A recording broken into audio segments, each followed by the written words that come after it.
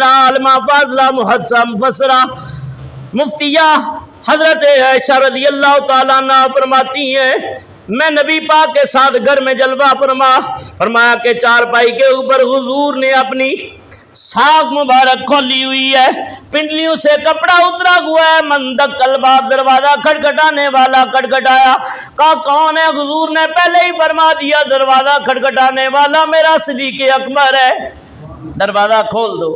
آپ اسی طرح ہے، عمر آئے اس طرح، عثمان آئے تو حضور اٹھ کے ایک دم بیٹھ گئے، پنڈلیوں پہ کپڑا ڈال لیا، آج کی حضور ابا جان آئے تو آپ ایسے، عمر آئے تو ایسے، فرمایا لا تستحیی منہ الملائکہ، میں اس سے حیا نہ کروں جس سے اللہ کے فرشتے بھی حیا کرتے، میں اس سے حیا نہ کروں۔ اور لوگوں آج عثمان کو تم ایسے کلمات سے یاد کرتے ہو جو ناانصافی ہے، جو ظلم پہ مبنی بات ہے، اس لیے کہ میرے آقا نے عثمان غنی کو ایک بار نہیں، دو مرتبہ نہیں، کتنی مرتبہ جنت کی بشارت دی ہے۔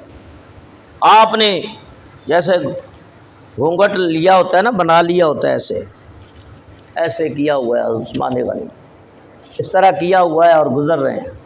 حضور علیہ الصلوۃ والسلام صحابہ کے درمیان ہے، فرمایا جب فتنوں کا دور ہوگا نا تو یہ شخص اس وقت پر بھی حق کے اوپر قائم ہوگا، ہدایت کے اوپر قائم ہوگا۔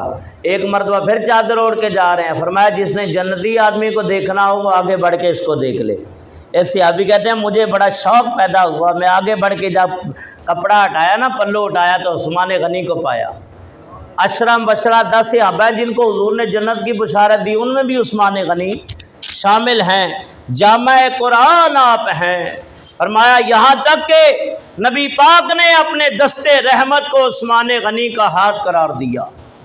رب نے فرمایا کہ ان الذین یبایعونک انما یبایعون اللہ ید اللہ فوق ایدیہم، جنہوں نے تیری بیعت کی ہے محبوب، تیری بیعت نہیں کی، رب کی بیعت کی ہے، اور جنہوں نے تیرے ہاتھ پہ ہاتھ دیا ہے، تیرے پہ نہیں، اللہ کے ہاتھ میں ہاتھ دیا، رب تو ہاتھوں سے بھی پاک ہے۔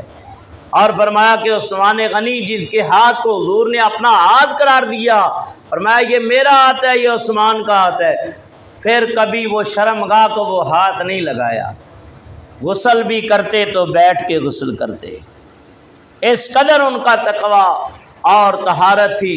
سیدنا صدیق اکبر کا دور خلافت ہے، سبحان اللہ۔ فرمایا مالا والے سخی نہیں ہوندے تے سخیاں مال نہ ہوندے، اے دریو دردوئی جہانی او کدی کنگال نہ ہوندے، سخی یہاں بھی کنگال نہیں وہاں بھی کنگال نہیں۔ فرمایا سخی حبیب اللہ، اللہ کے حبیب فرماتے ہیں لوگوں سخی اللہ کا دوست ہے، سخی اللہ کا دوست ہے۔ مدینہ پاک میں قحط پڑ گیا۔ اب ہمارے ہاں کل فیصل بھائی کے ساتھ محمد آباد گیا، راستے میں بات ہو رہی تھی، کہا باہر کے ملک میں پتہ نہیں آسٹریلیا تھا، تو وہ ان کا جو کرسمس ڈے آتا ہے 25 دسمبر کو آتا ہے نا، تو وہ باہر کے ملکوں میں یہ ہوتا ہے، تو یہ ہر چیز جو ہے اس میں 30% کمی کر دیتے، 40%، 50%، اور ہمارے مسلمان جب تہوار آتے ہیں تو ہر چیز ڈبل کر دیتے ہیں، ذخیرہ اندوزی کر لیتے ہیں، طرح طرح کی باتیں ہیں، تو میاں جیسی کرنی ویسی برنی ہے۔ اس لیے حضور نے فرمایا مسلمانوں کے لیے آسانیاں پیدا کرو، ذخیرہ اندوزی کرنے والا کہ وہ چیز دوسری عوام کو نہ ملے۔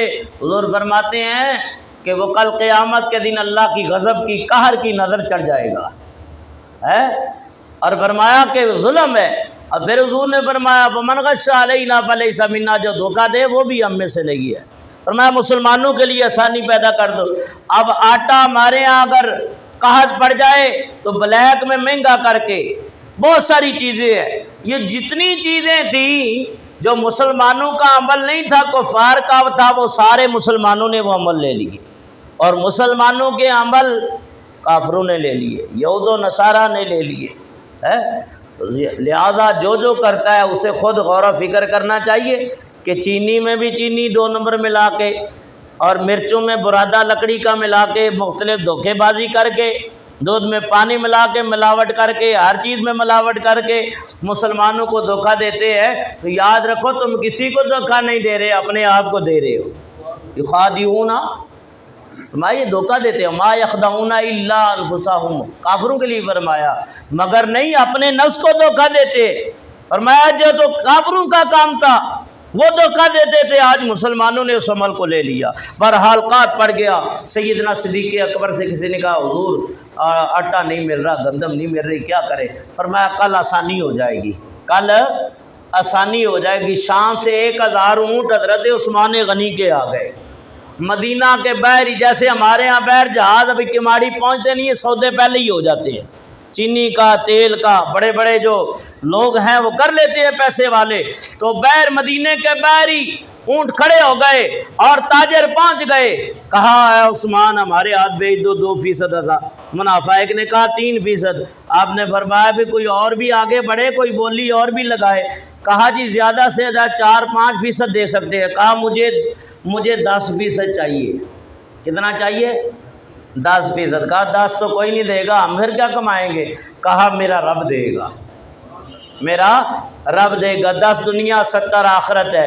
فرمایا مدینے والوں جن جن کے گھر آٹا نہیں ہے، گندم نہیں ہے، ایک ایک اونٹ لے اور گھر چلا جائے، اونٹ بھی اس کا ہے، گندم بھی اس کی ہے۔ عثمان تیری عظمت پہ قربان۔ اور آخر میں عرض کرنے لگا ہوں، لہٰذا مدینہ پاک کے اندر مصر سے بڑی لمبی بات ہے، بلوائیوں نے حملہ کر دیا۔ مصر کے رہنے والے تقریباً 500 افراد تھے، اور پھر حضرت عثمان غنی کے گھر کا محاصرہ کیا۔ اس وقت حضرت زبیر گھر میں موجود تھے، تو ان کا گھر کافی بڑا تھا، تو 700 مسلمان وہاں بھی تھے، 700 مسلمان وہاں بھی تھے۔ حضرت زبیر نے کہا حضور اگر آپ حکم دیں تو یہ 500 کچھ بھی نہیں، ہم ان کا مقابلہ کریں گے۔ حضرت امیر معاویہ رضی اللہ تعالیٰ نے وہاں سے شام سے قاصد بھیجا کہ آپ اگر حکم کریں تو میں ایک لشکر جرار بھیج دیتا ہوں آپ کی حفاظت کے لیے۔ کہا میں نہیں چاہتا، جہاں شہر میں لشکر کشی ہوتی ہے، لشکر آتے ہیں تو کھانا پینا ختم ہو جاتا ہے، کمی ہو جاتی ہے، پانی کی قلت ہو جائے گی۔ میں حضور کے مدینہ پاک کے رہنے والے باشندگان کے اوپر قلت نہیں چاہتا، لشکر کشی نہیں چاہتا۔ ان نے کہا 700 یہ تھے، کہا ہم مقابلہ کر دیں۔ کہا نہیں، میں حضور کے شہر میں خون فساد نہیں چاہتا، قتل و غارت گری نہیں چاہتا۔ کہا میں اپنی جان حضور کے اوپر قربان کر دوں گا، لیکن حضور کی امت کو قتل نہیں کرواؤں گا۔ 500 بلوائی، اور جس میں کافروں نے حملہ کیا، کنانہ بن بشر اس بدبخت نے لوہے کا سریا سوراخ تھی، اس نے حضرت کی پیشانی پہ مارا، جس سے آپ نبی پاک کا یہ بزرگ ترین نائب پہلو کے بل فرش زمین پہ گر پڑا۔ اور حمران بن احمق نے ایک اور بار کیا جس سے آپ زخمی ہوئے، اور اسی طرح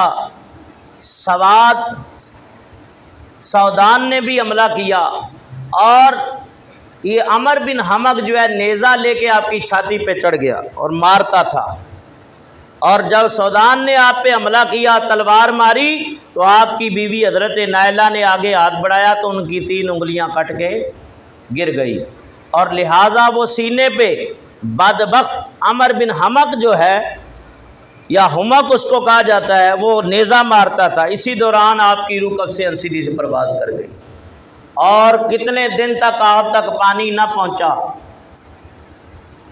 یہاں تک کہ آپ نے اپنی 10 خوبیاں گنوائیں ان بلوائیوں سے۔ کہا مدینے میں جب کہا تھا پانی کا تو پانی کا کنواں خریدا، مسجد نبوی کی توسیع کی، خانہ کعبہ کی توسیع کی، میں بھی وہ ہوں جس کو حضور نے فرمایا عثمان اللہ تجھے شہادت کی قمیض پہنائے گا، اتارنا نہیں۔ اور آج رات صبح سحری کے ٹائم میں نے خواب دیکھا کہ حضور تشریف لائے ہیں، عثمان تم پیاسے، اور نبی پاک نے اپنے ہاتھ سے ڈول پانی کا بھرا ہوا ہے، عثمان اس سے پی اور روزہ رکھ لے اور افطار ہمارے ساتھ کرنا۔ آپ نے یہ ساری باتیں ان کو بتائی، لیکن ان بدبختوں کے اوپر کوئی اثر نہ ہوا۔ لہٰذا اسی عملے میں آپ کی روح قبض سے انصری سے پرواز کر گئی۔ اس لیے محدثین فرماتے ہیں عثمان تیری عظمت پہ قربان، کسی کی شہادت احد کا میدان دے گا، خندق کا میدان دے گا، کوئی حالت تلبیہ لبیک اللہم لبیک لا شریک لک لبیک ان الحمد والنعمت لک والملک لا شریک لک کا تلبیہ پڑھتا ہوا اٹھے گا، کوئی سجدے کی حالت میں اٹھے گا، کسی کے خون کے فوارے بہ رہے ہوں گے۔ فرمایا کہ کوئی بدر کے میدان سے اٹھے گا، کوئی کربلا کے میدان سے اٹھے گا، کوئی تبوک کے میدان سے اٹھے گا، کوئی حنین کے مقام سے اٹھے گا۔ عثمان تیری عظمت پہ قربان کہ کل قیامت کے دن تیری شہادت کی گواہی اللہ کے قرآن کے اوراق دیں گے، کوئی سجدہ کرتے ہوئے تلبیہ پڑھتا ہوا اٹھے، اور عثمان غنی اللہ کے قرآن کی تلاوت کرتے ہوئے اٹھیں گے۔ یہ اللہ نے انہیں مقام عطا کیا ہے۔ اور 4 محرم الحرام کو خلافت کی مسند پہ بیٹھے 70 سال حضرت کی اس وقت عمر تھی۔ 1 محرم کو حضرت عمر بن خطاب کی شہادت ہے۔ 3 روز تک نمازیں حضرت صہیب رومی نے پڑھائی۔ چوتھے دن امامت اور خلافت کے مصلے پہ جمع ہوئے اور آپ نے خطبہ ارشاد فرمایا۔ 12 سال خلافت کی، 82 سال کی عمر، بلوائیوں کی وجہ سے آپ کا جنازہ رات کو پڑھایا گیا۔ 17 افراد داخل تھے اس جنازے میں۔ بعد نے کہا کہ حضرت زبیر نے جنازہ پڑھایا، بعد نے کہا جبیر بن مطعم نے پڑھایا۔ اور رات کے ٹائم جب جنازہ لے جائے جا رہے تھے، بلوائیوں کا ڈر تھا حملہ نہ کریں، تو اتنے میں کچھ لوگ پیچھے سے آ رہے تھے۔ کہا ڈرو نہیں، ہم اللہ کے فرشتے ہیں، عثمان غنی کے جنازے میں شرکت کے لیے آ رہے ہیں۔ جنت البقیع کے آخر میں ان کا مزار پرانوار آج بھی مرجع خلائق ہے۔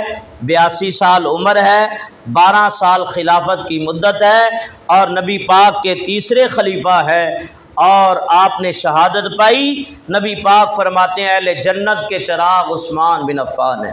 ابھی ان کی فضیلت میں بہت ساری حدیثیں ہیں، اس کتاب کے اندر بھی ہے، لیکن ابھی وقت نہیں ہے، میں انہی لفظوں کے اوپر اکتفا کرتا ہوں۔